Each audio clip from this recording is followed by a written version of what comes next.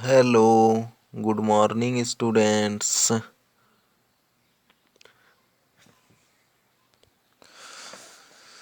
तो चलिए आज का वीडियो स्टार्ट करते हैं। आज हम लोग अध्याय 5 अनुपात एवं समानुपात रेशियो एंड प्रोपोर्शन पढ़ेंगे। तो आइए पहले हम लोग अनुपात को समझते हैं। अनुपात क्या होता है। तो अध्याय 5 अनुपात एवं समानुपात। तो अनुपात को पहले समझते हैं। तो अनुपात दो सजातीय राशि दो सजातीय राशि में वह संबंध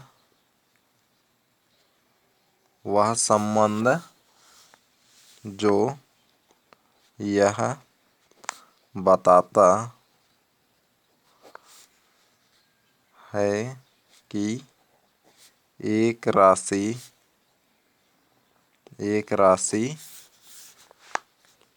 दूसरी राशि से कितनी गुनी है अथवा उसका कौन सा भाग है, अनुपात कहलाता है। तो अनुपात क्या है। अनुपात दो सजातीय राशि में वह संबंध जो यह बताता है कि एक राशि दूसरी राशि की कितनी गुनी है अथवा उसका कौन सा भाग है, अनुपात कहलाता है। तो अनुपात क्या है। अनुपात दो सजातीय राशि में वह संबंध है जो यह बताता है कि एक राशि दूसरी राशि की कितनी गुनी है अथवा कौन सा भाग है, अनुपात कहलाता है। जैसे दो सजातीय राशि ले लें हम लोग ए और बी। ए और बी मान लिए दो सजातीय राशि है को अनुपात के रूप में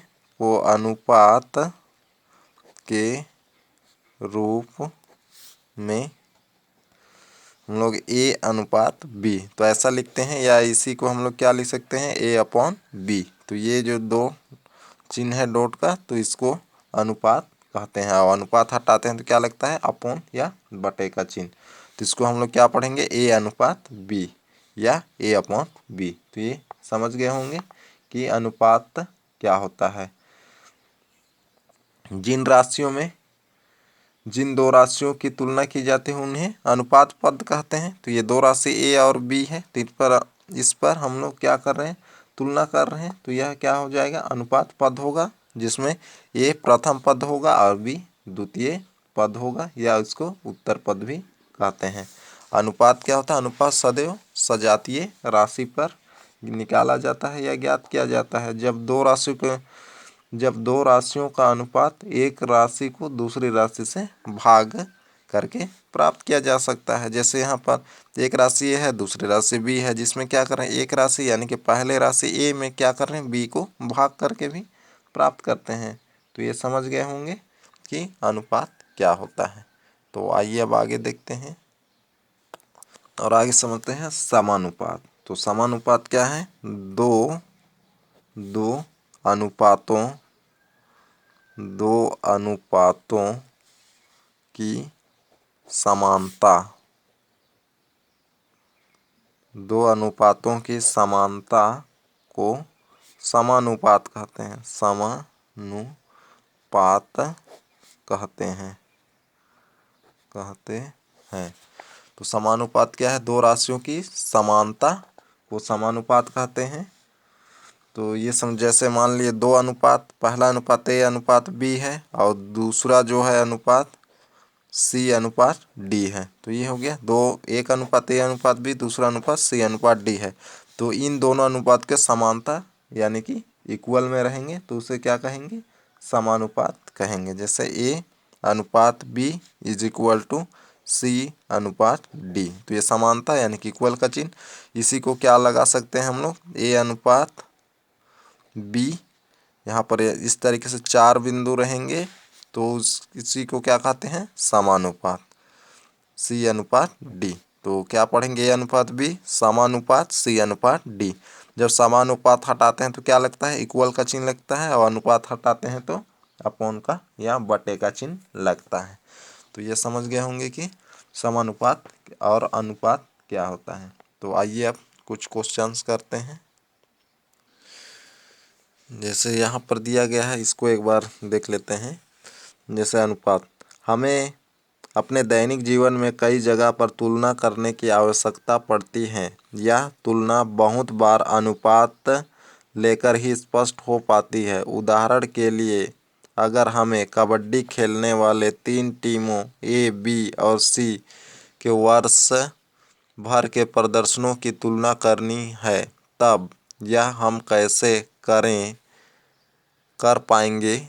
इनमें से टीम ए ने अब तक कुल 5 मैच खेले, जिसमें से 3 मैच जीते। बी ने अब तक कुल 12 मैच खेले, जिसमें से 5 मैच जीते, तथा सी ने कुल 18 मैच खेले, जिसमें से 13 मैच जीते। अब यह जानने के लिए कि इन टीमों में किसका प्रदर्शन सबसे अच्छा रहा है, इनमें इन तीनों के द्वारा जीते हुए मैचों की संख्या तथा खेले गए कुल मैचों की संख्या का अनुपात के रूप में लिखते हैं।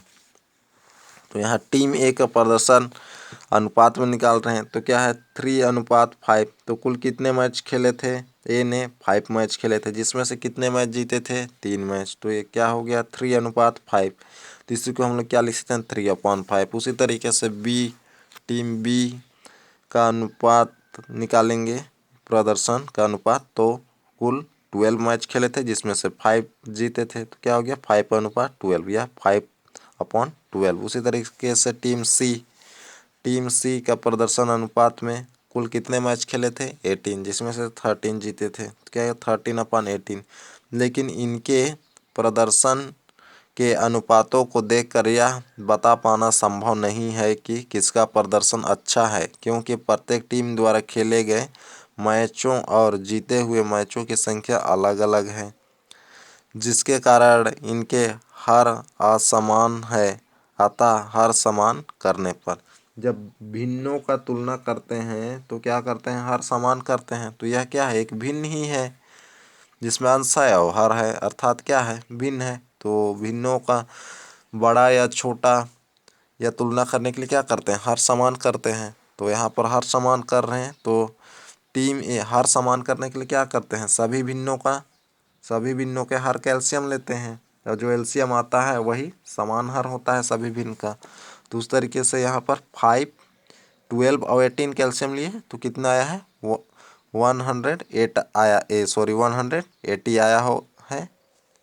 तो यहाँ पर ए का प्रदर्शन निकालना है, तो क्या हो जाएगा, 3×36/5 × 36। अब ये 36 कहाँ से आया होगा, सोच रहे होंगे आप लोग। तो ये 36 जो हम लोग का एलसीएम जो 180 आया है, तो उसको किससे डिवाइड किए हैं, ये पहला भिन्न था 3/5, तो 5 से डिवाइड किए हैं। जितना भागफल आया है उसका मल्टीप्लाई 3 और 5 से कर दिए, तो भागफल कितना मिला है, 36। तो 180 को किससे, 5 से डिवाइड करने पर 36 मिला है। उसी 36 को 3/5 में अंश और हर दोनों में मल्टीप्लाई कर दिए हैं, तब कितना आ गया है, 108/180। तो इसी तरीके से टीम बी का भी निकाल लिए हैं, 5/12 मल्टीप्लाई 15/12 मल्टीप्लाई 15 है। तो यहाँ पर भी 15 कहाँ से आया, इस 12 से किसको डिवाइड किए हैं, 180 को, तब 15 आया है। तो उसका मल्टीप्लाई हो गया, तो क्या आ गया, 75/180। उसी तरीके से सी का निकाले हैं, तो कितना आ गया, 130/180। तो अब हम इन अनुपातों को देखकर यह कह सकते हैं कि टीम सी का प्रदर्शन सबसे अच्छा है। तो सभी का हर बराबर है 180। तो सबसे बड़ा अंश कौन सा है, ये थर्ड वाला का, यानी कि सी का।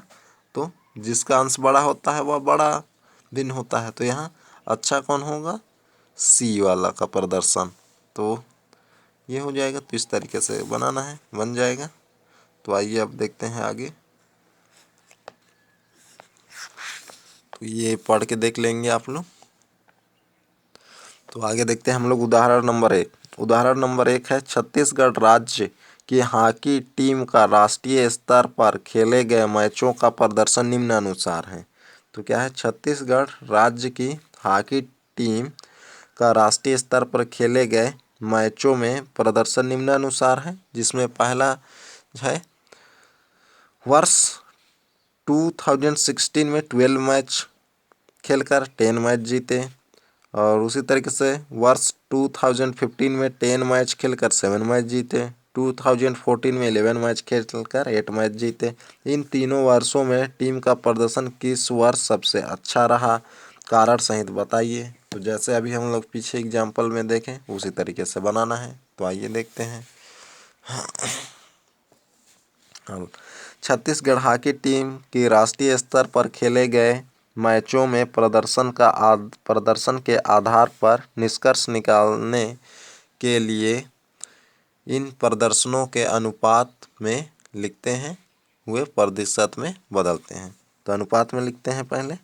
तो 2016 में प्रदर्शन का अनुपात जैसा अभी हम लोग पहले को देखे थे उसी तरीके से करना है। तो यहाँ कितने मैच 12 मैच खेले थे जिसमें से 10 जीते थे, तो क्या हो गया 10/12।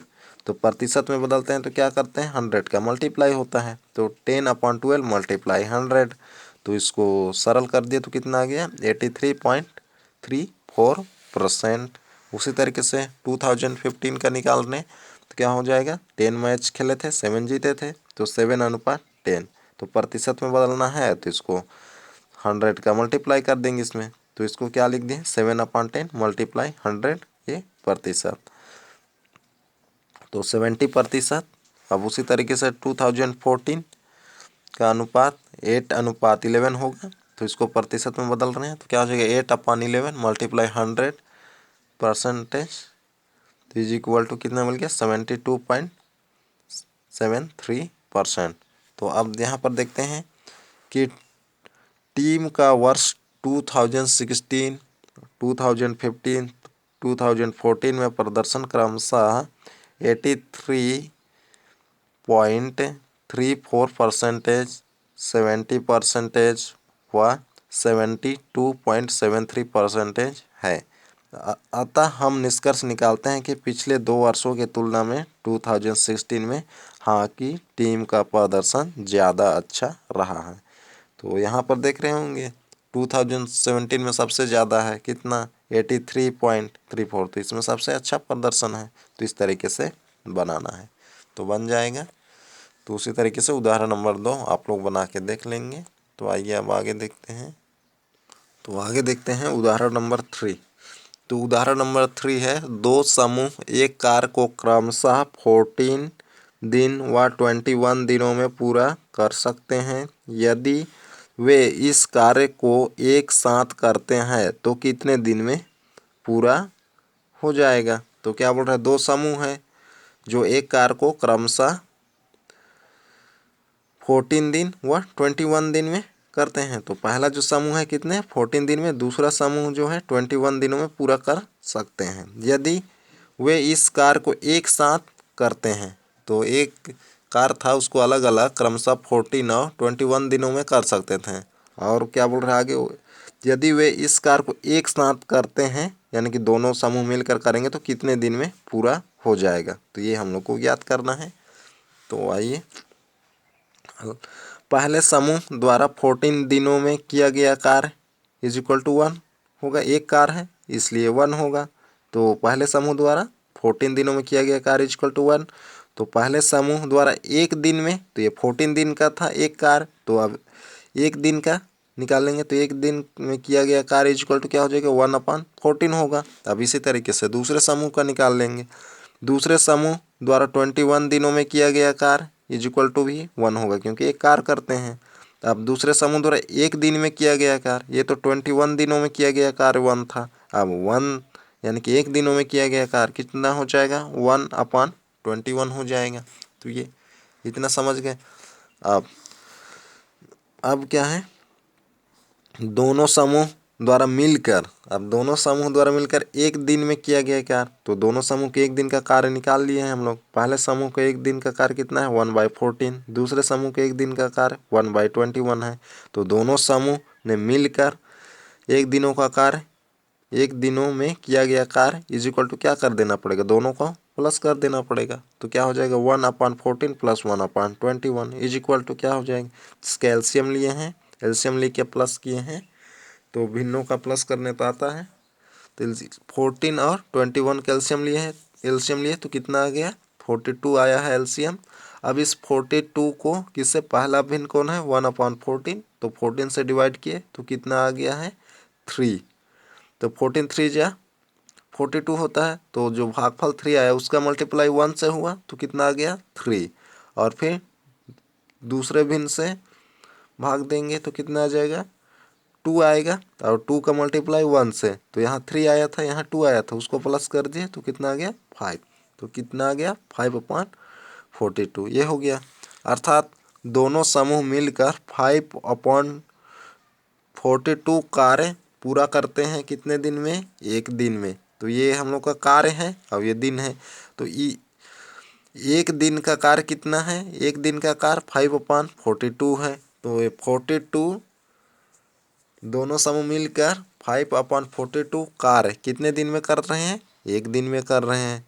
तो एक कार्य निकालना है तो क्या कर देना पड़ेगा, इसको पक्षांतर कर देना पड़ेगा। तो दोनों समूह मिलकर कार्य पूरा करते हैं इज इक्वल टू क्या हो जाएगा 42/5 हो जाएगा। इसको पक्षांतर कर दी इधर तो 42 ऊपर चल जाएगा, 5 नीचे आ जाएगा। तो इसको डिवाइड कर दिए तो ये मिश्र भिन्न में आ गया कितना 8 इंटीजर 2/5, अर्थात 8 सही 2/5 दिनों में करेंगे। तो इस तरीके से बनाना है, बन जाएगा।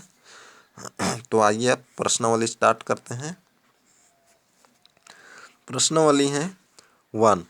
तो एक क्रिकेट मैच में बल्लेबाज धीरेन्द्र 25 गेंद में 19 रन बनाकर आउट हो जाता है। महेंद्र 20 गेंद खेलकर 14 रन बनाकर पेविलियन लौटता है। रविंद्र 15 गेंद में 9 रन बनाता है। इनमें से किसने सबसे अधिक रन बनाए। तो ये भी ऐसा क्वेश्चन जो अभी हम लोग एग्जाम्पल नंबर 1 2 पढ़े थे, 1 में पढ़े थे, उसी तरीके से बनाना है इसको।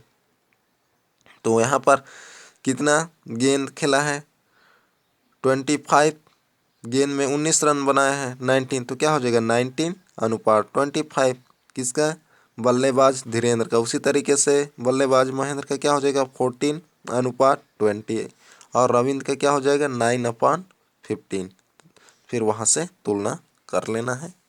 तो आइए देखते हैं।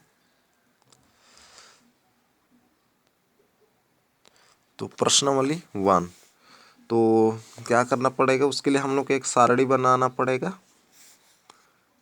तो उपरोक्त प्रश्न को हल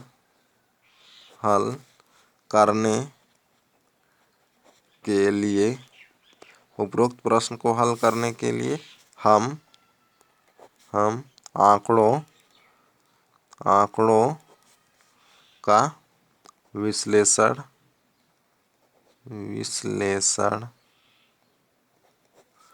निम्न प्रकार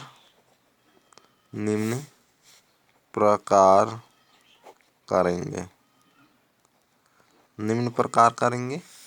तो उसके लिए एक सारणी बना लेते हैं। तो यहाँ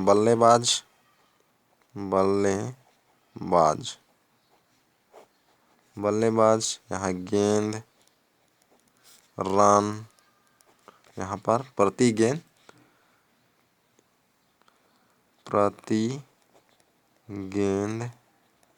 रन,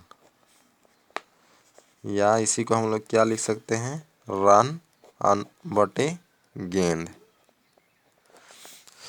तो अब यहाँ पर बल्लेबाज पहला कौन था, धीरेन्द्र।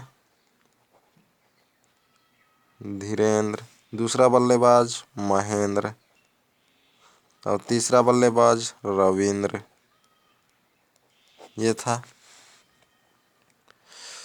तो अब यहाँ पर गेंद धीरेन्द्र कितना गेंद खेला था 25 गेंद, तो कितना रन बनाया था 19 रन। तो यहाँ पर क्या है रन अनुपात गेंद, तो रन क्या है 19 और बटे क्या हो जाएगा 25। उसी तरीके से महेंद्र का कितना हो जाएगा 20, यहाँ पर कितना गेंद खेला था 14, तो क्या हो जाएगा 14/20 या 14/20। अब यहाँ पर क्या कितना हो जाएगा 15 गेंद खेलने था और कितना 9 रन बनाया था, क्या हो जाएगा 9/15। तो ये हो गया। तो इतना समझ गए। अब इन्हीं सारणी से क्या ज्ञात करेंगे, गेंदों की संख्या समान करनी पड़ेगी। गेंदों की संख्या समान अर्थात हर क्या करना पड़ेगा, समान करना पड़ेगा। तो हर समान करने के लिए क्या करेंगे, एलसीएम लेते हैं हर का। तो यहाँ पर क्या हो जाएगा, तो यहाँ पर क्या करना पड़ेगा हम लोग को, उपरोक्त सारणी में प्रति गेंद रनों की संख्या ज्ञात करने के लिए गेंदों की संख्या समान करनी होगी। तो यानी कि हर, ये हर है, इसका समान करेंगे। हर समान करने के लिए क्या लेते हैं, एलसीएम लेते हैं। तो पहला धीरेन्द्र का क्या हो जाएगा, 19/25। तो इसमें किसका मल्टीप्लाई हो जाएगा, ये 25 था। तो लसा जो आएगा हम लोग का 300 आएगा, किसका, इन सब का लसा लेंगे तो 300, तो उसी का क्या हो जाएगा मल्टीप्लाई, फिर उसका जो लसा 300 आएगा, इनका लसा यानी कि 25, 20 और 15 का लसा जो आएगा 300, इस ये रफ में करना है। 300 को क्या करेंगे, भाग करेंगे, तो इसका लसा लेंगे 25, 20 और 15 का, तो कितना लसा आएगा 300। तो अब इस 300 को किससे डिवाइड करेंगे, पहला जो भिन्न था 19/25, 25 से डिवाइड करेंगे 300 को, तो कितना आएगा 12। तो उसी 12 का क्या कर दिए हैं, 19/25 में मल्टीप्लाई कर दिए हैं। तो वैसे ही महेंद्र और रविंद्र का भी किए हैं। तो यहाँ मल्टीप्लाई कर देंगे तो कितना आ जाएगा 228/300, और यहाँ पर आ जाएगा 210/300, और यहाँ इसका मल्टीप्लाई तो कितना आ जाएगा 180/300। तो हर समान हो गया। तो यहाँ पर देख रहे होंगे कि हर समान है, तो सबसे ज़्यादा अंश किसका है, बड़ा अंश ये किसका, धीरेन्द्र का। तो सबसे अच्छा प्रदर्शन किसका है, या सर्वाधिक रन कौन बनाया है, धीरेन्द्र।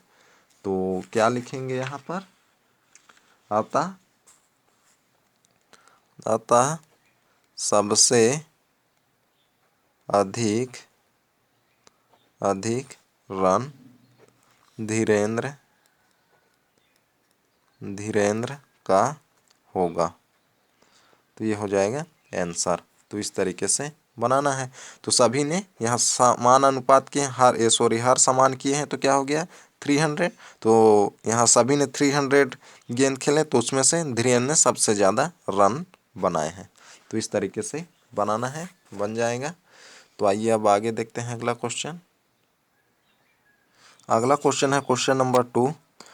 100 मीटर के दौड़ में राम 12 किलोमीटर प्रति घंटा की गति से दौड़ते हुए श्याम को 5 मीटर पीछे छोड़ जीत लेता है। श्याम की गति कितनी थी। क्वेश्चन क्या बोल रहा है, 100 मीटर की एक दौड़ है जिसमें राम 12 किलोमीटर प्रति घंटा की गति से दौड़ते हुए श्याम को 5 मीटर पीछे छोड़ जीत जाता है। श्याम की गति बताइए। तो क्या बोल रहा है, श्याम जो है वह राम जो है 5 मीटर पहले, मतलब कि श्याम के 5 मीटर पहुंचने से पहले ही क्या हो जाता है, जीत जाता है। तो यहाँ पर क्या ज्ञात करना है हम लोग को, श्याम की गति ज्ञात करना है। अर्थात यहाँ पर क्या बोल रहा है, जब राम जीतता है उस समय क्या है, जो सबसे लास्ट पॉइंट है वहाँ से श्याम जो है वो 5 मीटर के से पीछे रह जाता है, किससे, राम से। तो हम लोग को क्या ज्ञात करना है, श्याम की गति ज्ञात करना है। तो आइए देखते हैं हल नंबर 2। जैसे मान लेते हैं ये 100 मीटर है, ये 100 मीटर है, तो इसमें दौड़ होता है दोनों में, किसमें, राम और श्याम में। ये प्रारंभिक बिंदु मान लेते हैं, ये लास्ट बिंदु। तो यहाँ पर जो पहले पहुँचेगा वो जीत जाएगा। तो इनके बीच की दूरी 100 मीटर है। जब राम यहाँ पर पहुँच जाता है यानी कि जीत पॉइंट पे, तो क्या होता है, श्याम कितना पीछे रह जाता है, 5 मीटर। अगर राम यहाँ पहुँचता है तो श्याम 5 मीटर मान लेते हैं यहाँ पर श्याम रह जाता है। तो यहाँ की दूरी कितना है, 5 मीटर। तो श्याम यहाँ पहुँचता है, राम, तो श्याम इतने दूरी पर रह जाता है, यानी कि जीत बिंदु से 5 मीटर दूरी में रह जाता है। तो यहाँ पर हम लोग को किसका गति ज्ञात करना है, श्याम का। राम का गति दिया गया है। तो आइए हल करते हैं। तो यहाँ पर क्या दिया है, दिया है राम की गति गति इज इक्वल टू 12 किलोमीटर प्रति घंटा। तो ये दिया है, यानी कि 1 घंटे में कितना 12 किलोमीटर कौन दौड़ता है, राम। तो इसलिए क्या हो जाएगा, या इसी को हम लोग प्रति घंटा है तो इसमें क्या कर देंगे, प्रति सेकंड में बदल देंगे। तो मीटर का सेकंड से होता है, यानी कि जब मीटर रहेगा तो गति में क्या रहेंगे, मीटर सेकेंड, और किलोमीटर में रहता है तो किलोमीटर घंटा से संबंध होता है।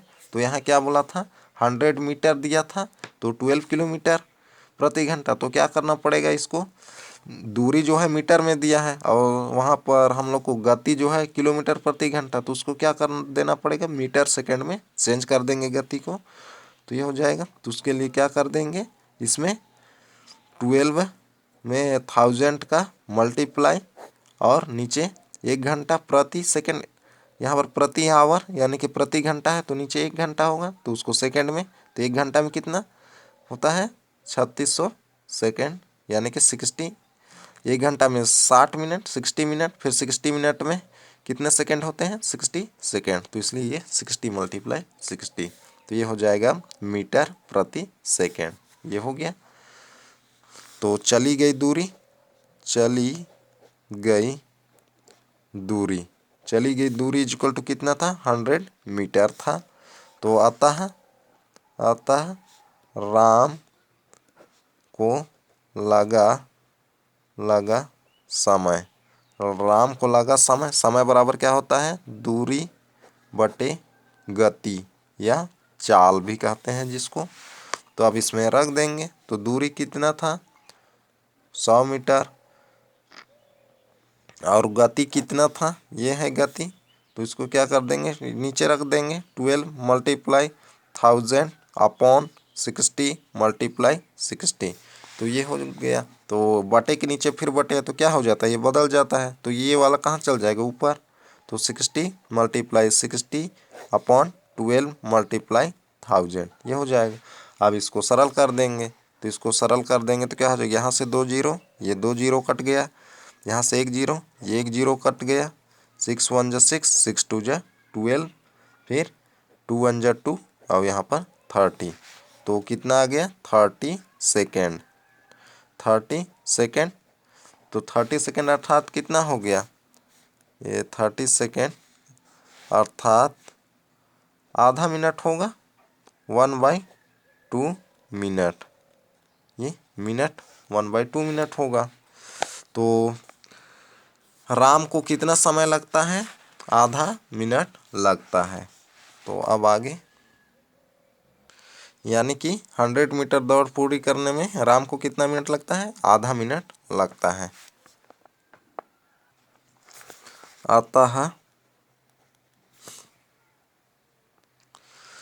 अतः क्या हो जाएगा, अतः राम 30 सेकेंड यानी कि आधा मिनट 30 सेकेंड में 100 मीटर की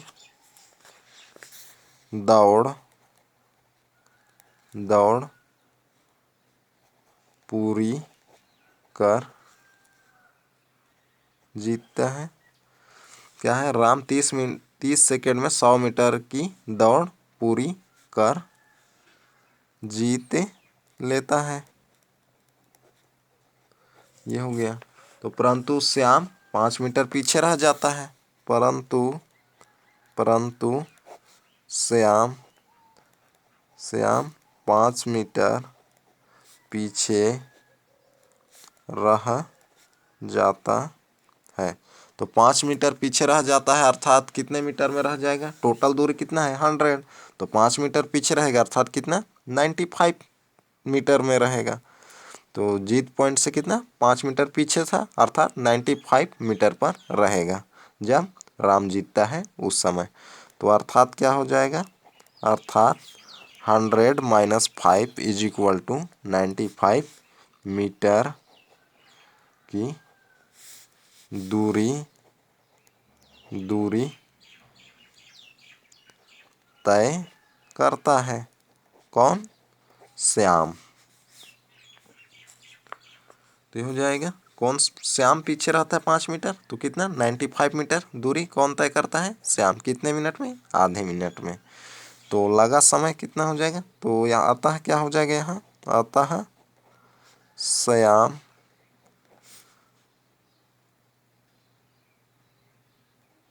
के लिए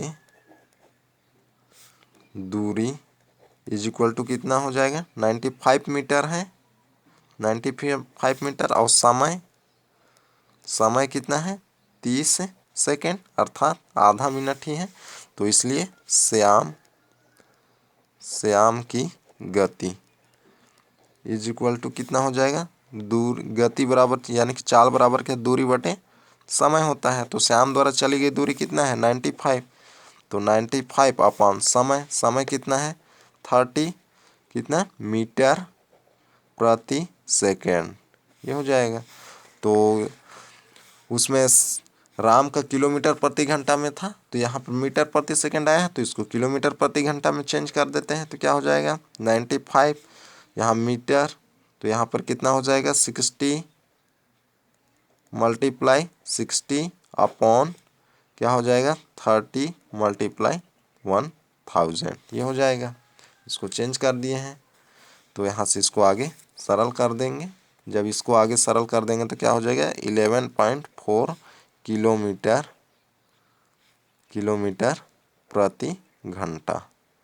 तो ये हो जाएगा आंसर किसका, श्याम द्वारा चली गई दूरी। तो इस तरीके से ज्ञात करना है तो बन जाएगा। तो आइए अब आगे देखते हैं। तो आगे है प्रश्न नंबर 3। तो प्रश्न नंबर 3 है, पृथ्वी पर खारा पानी तकरीबन 38,214 मिलियन घन किलोमीटर है और साफ पानी तकरीबन 1,386 मिलियन घन मीटर है। तो ये क्या है, साफ पानी, ये सॉरी खारे पानी का इतना मिलियन घन किलोमीटर है, और ये खारा पानी का ये है, और ये साफ पानी का। तो बताइए पृथ्वी पर साफ पानी और खारा पानी किस अनुपात में है। तो अनुपात लगा देंगे किसका, साफ पानी और खारे पानी का अनुपात। तो साफ पानी अनुपात खारे पानी इज इक्वल टू जो मान दिया है उसको रख देंगे, तो वहाँ से ये निकल जाएगा। फिर पृथ्वी पर कुल कितना प्रतिशत साफ पानी है और कितना प्रतिशत खारा पानी है, तो यहाँ से उनका प्रतिशत भी निकाल लेंगे, साफ पानी और खारा पानी का प्रतिशत। तो ये आप लोगों का होमवर्क में रहेगा क्वेश्चन नंबर 3।